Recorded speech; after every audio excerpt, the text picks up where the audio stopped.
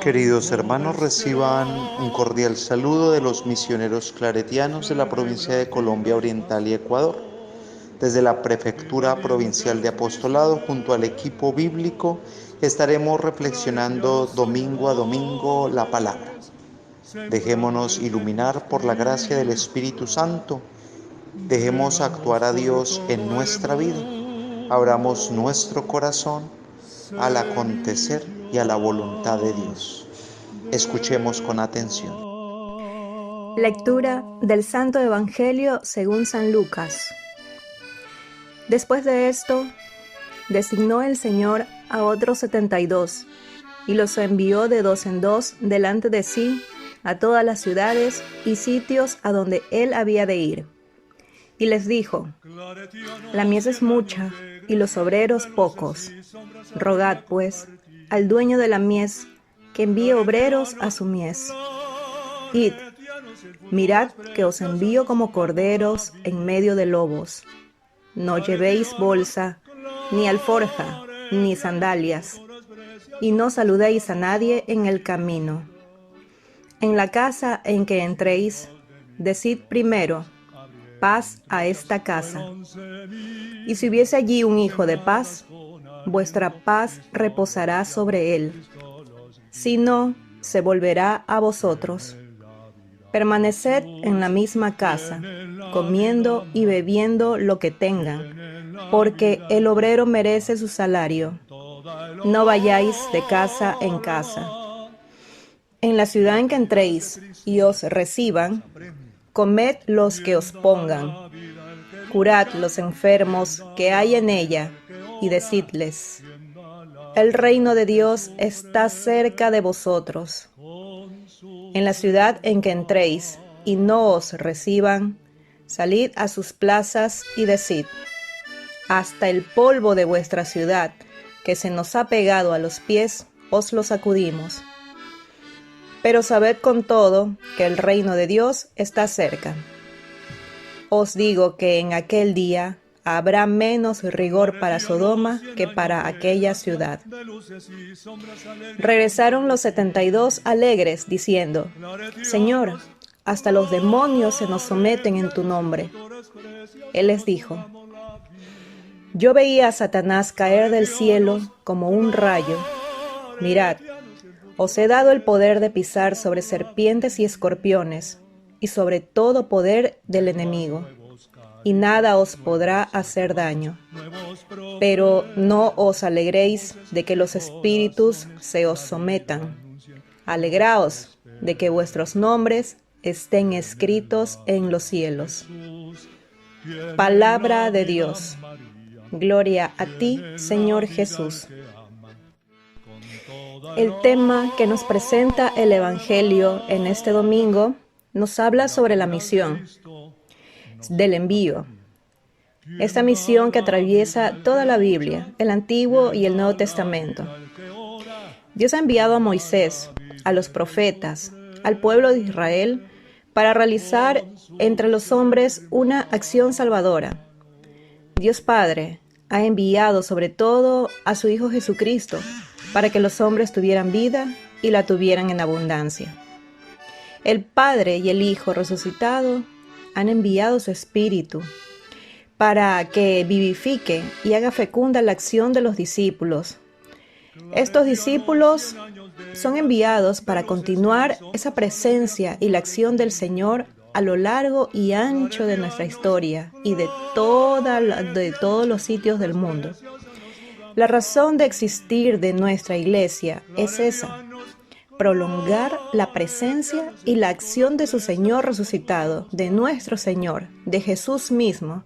Ya durante toda su vida terrena, el Señor escogió un grupo de hombres a quienes envió a predicar en muchas ocasiones.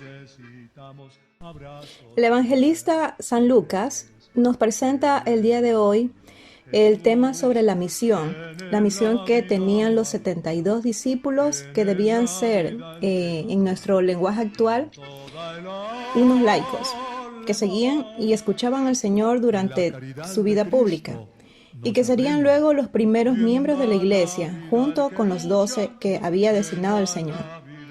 La misión, por lo tanto, es una tarea de todos, de los sacerdotes, de las religiosas y de todos los cristianos en general. Todos, en razón de que hemos recibido el bautismo, estamos llamados a la misión que nos hace ser sus testigos, los testigos del Señor, y nos da el sentido de la fe y la gracia de la palabra. Enseñar a alguien para traerlo a la fe es tarea de todo creyente. Por lo tanto, el laico, nosotros, cumplimos su misión evangelizando con el anuncio de Cristo, comunicando con nuestro testimonio de vida y con la palabra. Jesús nos invita a colaborar, sea cual sea nuestro estilo de vida, en la misión de llevar el Evangelio al mundo. Esto nos lleva a tomar conciencia de la falta de vocaciones para el sacerdocio y para los servicios que hay en la iglesia, que requieren una dedicación especial. En la parroquia, por ejemplo, hay cosas que podemos hacer, como en el equipo de liturgia, se puede leer, en la pastoral social, se puede apoyar a los necesitados y enfermos, se puede llevar comida a las familias más pobres del sector, en la catequesis, puede servir a los niños y adultos. En fin, hay mucho trabajo. Solo hace falta quien las haga. Sin oración al Señor de la mies, sin familias que valoren la vocación de sus hijos y sin el testimonio vivo de los propios sacerdotes, religiosos y laicos, los problemas en nuestra sociedad van a seguir. Para realizar su obra, el Señor necesita colaboradores. Por eso primero conformó a los 12 apóstoles, o sea, a los papas, los obispos y sacerdotes en nuestro tiempo actual. Pero no solo a ellos designó. Ellos deben ser los guías, los animadores de los demás en la misión que tenemos en común. Pensar que solo ellos pueden llevar la misión es como decir que en una guerra solo los generales y los capitanes pueden pelear sin los soldados, o que se puede armar un equipo de fútbol solo con el entrenador y el árbitro, sin los jugadores. Y por eso el Señor designa y envía a 72 discípulos. Estos 72 discípulos eran probablemente todos los que Él había reunido hasta ese momento, o al menos todos los que le seguían con cierta continuidad. Jesús, por lo tanto, envía a todos sus discípulos, también a los laicos. El número 72 simboliza una totalidad, es decir, todos los que creemos en Cristo somos apóstoles, discípulos y misioneros. La misión no es cosa de uno, es cosa de todos y para todos. La advertencia que le da el Señor a los discípulos es la base de la misión. Les dice: miren que yo los envío como corderos en medio de lobos. Es decir, las perspectivas de los discípulos no son placenteras. Las circunstancias pueden ser adversas, hay pocos obreros, hay muchos riesgos y peligros, y el tiempo es breve. El mundo al que Jesús les envía es complejo, y siempre ha habido y habrá obstáculos sin fin. Una experiencia común de muchos cristianos que se han decidido a vivir los valores del Evangelio en sus vidas y a transmitirlos es ver que tarde o temprano se hacen objeto de críticas e incomprensiones. Se les trata de anticuados, que no son inclusivos y se les retira la amistad. Nunca ha sido fácil vivir auténticamente el cristianismo. Cuando esto ocurre, el cristiano se acuerda de las palabras del Señor. En el mundo tendrán tribulaciones, pero tengan ánimo, yo he vencido al mundo.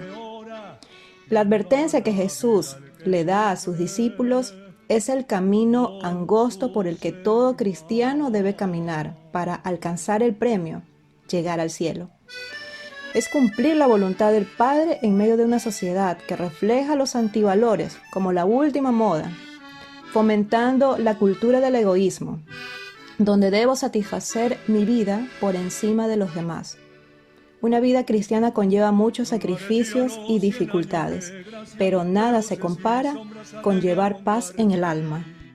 Las instrucciones que dio Jesús a los 72 discípulos antes de enviarlos en la misión se pueden sintetizar en dos actitudes fundamentales. La una es vivir con sencillez y la otra llevar la paz.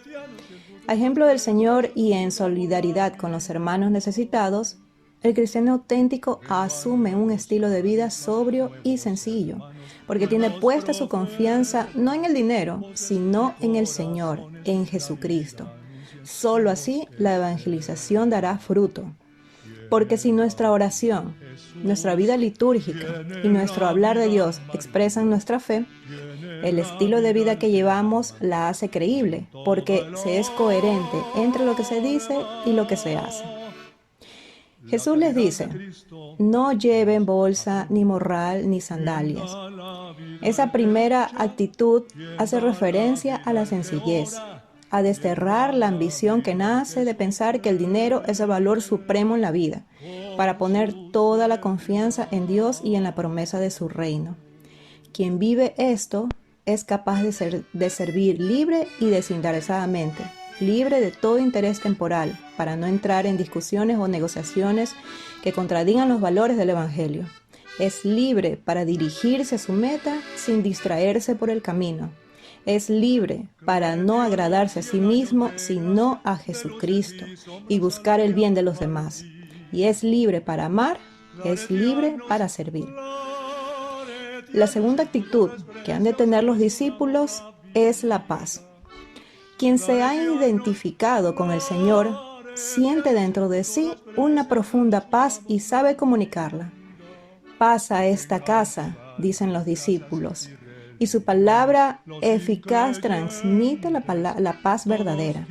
El cristiano es pacífico y pacificador, siempre en misión de construir paz, pero no una paz pasajera, sino la que brota de la justicia y asume el nombre de solidaridad y desarrollo equitativo para todos. Jesús envió a sus discípulos de dos en dos a predicar y a sanar enfermedades. Pero, ¿por qué de dos en dos? Jesús los manda de dos en dos para inculcar a los apóstoles la caridad. Porque, como explicaba San Gregorio Magno, no puede haber caridad a no ser que sea entre dos personas. Los discípulos de Cristo, antes de todo, deben evangelizar mediante el testimonio del amor recíproco. En eso conocerán todos que son mis discípulos, si se aman los unos a los otros, dice el Señor. Hoy, en el contexto de nuestra misión como laicos, evangelizar de dos en dos significa, por ejemplo, que como pareja, esposo y esposa, dediquen el tiempo a la educación religiosa de sus hijos, que como miembros activos de una parroquia, visiten a enfermos y personas necesitadas de la comunidad. El amor fraterno exige que al menos haya dos personas. La predicación de la buena nueva no puede consistir únicamente en enseñar unos conceptos hermosos. No basta oír hablar de Dios, de Jesucristo. Hay que verlos. El lugar del encuentro con el Padre es Jesús. Y los lugares del encuentro con Jesús son la liturgia dominical, la oración y el ejercicio del amor fraterno, es decir, la caridad. Pero, ¿cómo van a ver al Señor aquellos que todavía no han oído hablar de Él? Esa es la misión del misionero, hablar del Evangelio y también hablar a través del testimonio de su vida cristiana, que Jesús está vivo y sigue hoy amando y salvando a todos los hombres. Para Lucas, la primera actividad misionera es la de orar, la de pedir al dueño de la mies que envíe operarios.